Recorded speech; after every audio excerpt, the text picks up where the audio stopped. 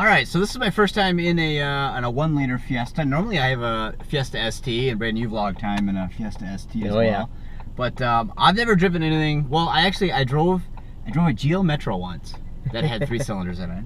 Otherwise, everything that I have driven has always been 4 cylinders and above. Yep. And I know you've had this car since November, but this is really my first time actually driving it. I've only ridden in it. So I'm excited to take this thing for a drive and see what a 3-cylinder turbocharged Fiesta will do.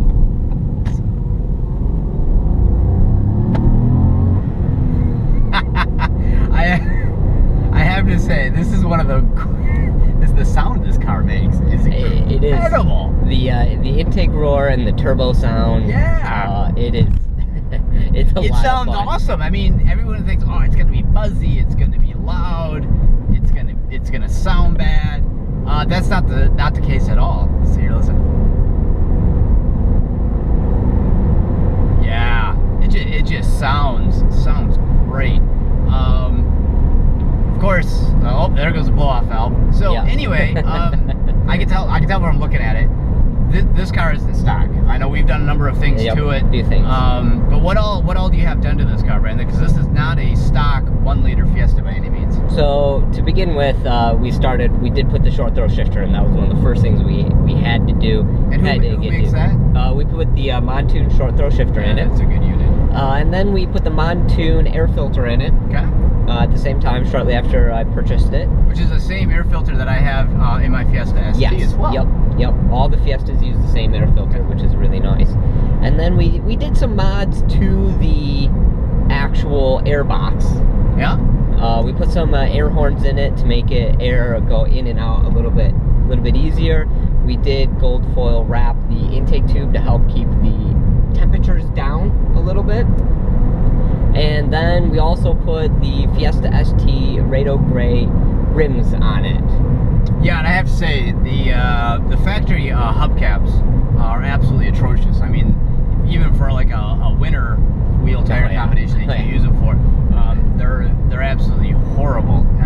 I mean, they work great for when you're in the dead of winter and you got snowies on it and the car's full of snow anyway, but it really takes away from the look of the car. What other modifications have you done to the outside? Because it definitely doesn't look anywhere like the other thing is we did paint the intake, the chrome bars black to give it a little bit more of a mouthy look to it. Yeah, it looks closer to the new Focus actually, which has the chrome around it. And I think that I think in Europe the Sport Appearance package, I believe, is also blacked out. I think that's maybe the S package, but maybe you're right. Package. Yep. But you kept the chrome surround, so it actually kind of reminds me of the original Fiesta Movement car, which was magenta. And your car is it's red instead. Yeah, the ruby red. Ruby red. So it's not exactly the same color, but it still has a very similar front end shape. It got rid of a lot of that chrome that kind of plagues the US models that the European models aren't stuck with. And it really modernized the car and made it look a lot more upscale. It really looks factory. I mean, when you look at it, it really just looks correct. It looks really good. We also have, of course, looks like you got some graphics on here. Yes. So we've added some FordRallyeSport. We did tint the windows all around and put a tint strip on the windshield, along with a black windshield visor that says FordRallyeSport on the outside, and then we put the FordRallyeSport on the front bumper cover and on the back bumper as well. Well, it is one very impressive looking car, and driving it, what really surprises me is how quick it is. It doesn't feel like I know. And also, you don't have to drive it like you hate it. You don't have to hammer the throttle to get this thing to react. It's got really good low-end torque. I mean, you can be at 2,000 RPMs and just roll into it, and the torque is there. A quick downshift, get the RPMs up, and the thing is ready to pass somebody. It's really got a fair amount of power, which is something that most people don't.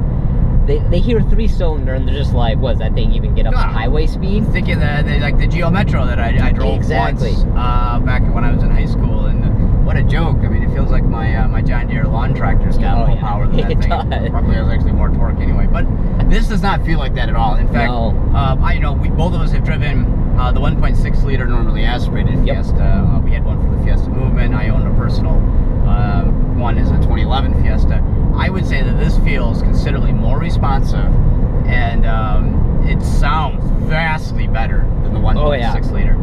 And really, as far as the actual engine goes, we've made no modifications. There's no engine tune, there's no downpipe, exhaust, anything like that. We just changed the air filter and modified the air intake box, and that's it. We haven't done anything else to it. It's pretty impressive. Now, usually I'm going to ask about 0 to 60, or a quarter mile, or lateral G, or 60 to 0 braking time. But one thing that people buy these cars for is fuel economy. What kind of mileage do you get on this?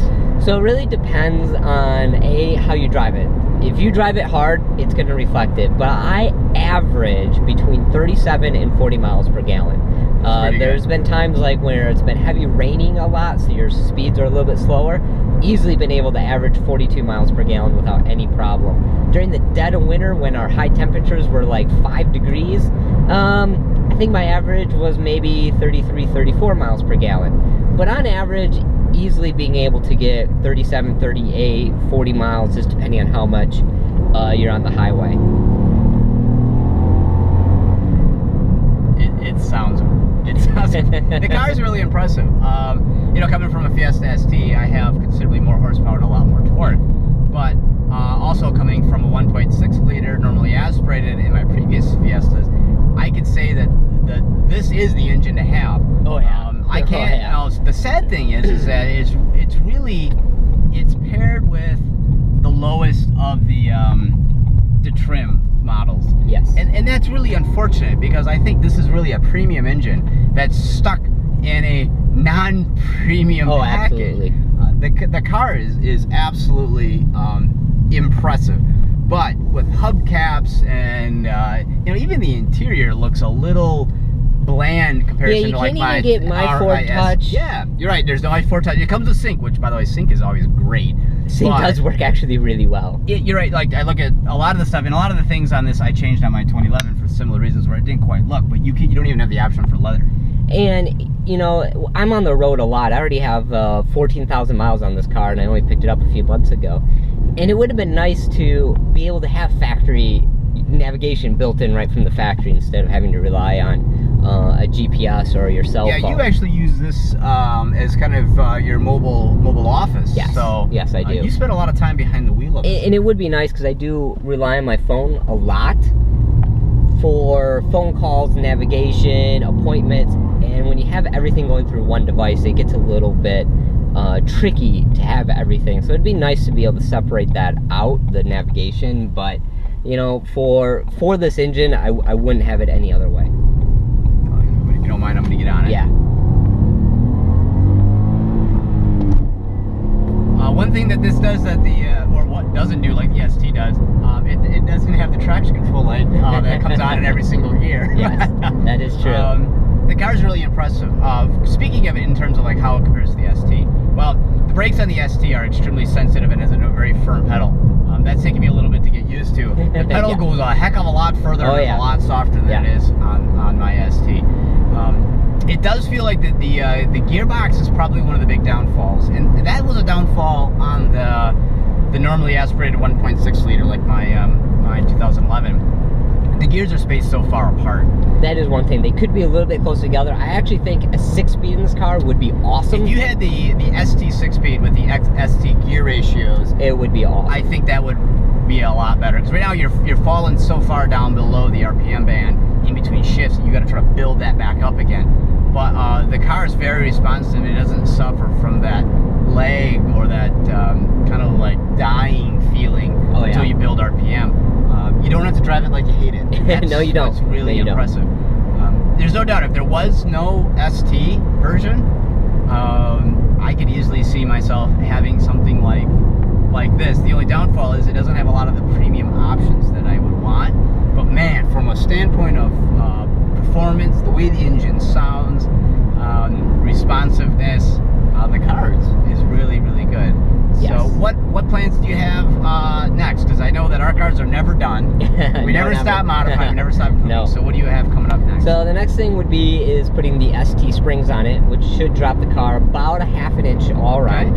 So stiffer rate then, and it'll be a little bit stiffer rate. So it feels very top heavy. Oh yeah, it does. Because I haven't driven a stock Fiesta, and goodness, I don't even know how long, because I modified my 2011 shortly after I got it with Ford racing springs. So I think you'll really enjoy that modification. Yeah, I think it will really help this car out quite a bit. So that's really the next major modification for this car. Well, I hope companies like Mountune, especially because they already have a strong presence with the 1 liter in Europe, that they will come out with a number of options for tuning, as well as maybe a different intercooler, things like that for the car. Yeah. Because this thing is a lot of fun. And I think with a computer tune to wake this engine up just a little bit more, I think it's just going to be absolutely phenomenal. And if you noticed, M Sport, the Rally team, Rally manufacturer of the Fiestas, they no longer use the 1.6 liter in the RT Rally car. They went to the 1 liter. They use this engine. So that really tells you how awesome this engine is.